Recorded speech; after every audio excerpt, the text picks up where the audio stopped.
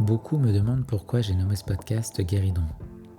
Un mot un peu désuet, presque oublié, un objet qu'on trouve souvent dans les vieilles maisons, posé là, entre deux fauteuils, dans l'entrée, au pied des escaliers, comme s'il attendait quelque chose.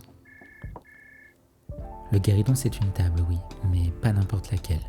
C'est une table qui a une histoire, une table autour de laquelle on s'assoit pour interroger l'invisible, pour parler à ceux qui ne répondent plus et à ceux qu'on ne sait pas encore entendre. Quand j'ai choisi ce nom, ce n'était pas pour le mystère en lui-même, c'était pour le lien. Parce que le guéridon, c'est l'endroit où les mondes se frôlent.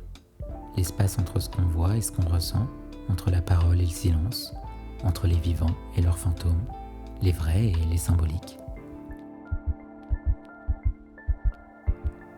Je crois qu'un podcast, c'est un peu ça aussi, une table invisible autour de laquelle on se retrouve, vous, moi, et ce qui habite nos voix, ce qu'on ose dire et ce qu'on laisse en suspens entre deux phrases. Le guéridon n'impose rien, il attend, il écoute, il ne juge pas, il recueille, et parfois, il tremble, comme si la parole avait un poids, comme si le bois pouvait sentir ce qui se passe entre les mots. Alors oui, j'ai choisi ce nom parce que j'aime cette idée, celle d'un lien fragile, intime, où quelque chose circule, une énergie, un souvenir, une émotion, un espace où l'on ne cherche pas à convaincre mais à sentir.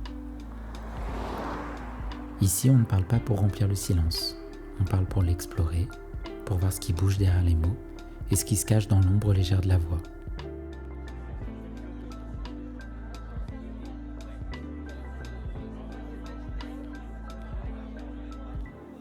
Guéridon pour moi, c'est ce moment où la parole devient présence, où le réel s'ouvre un peu et où l'invisible, quel qu'il soit, trouve enfin un endroit pour s'asseoir.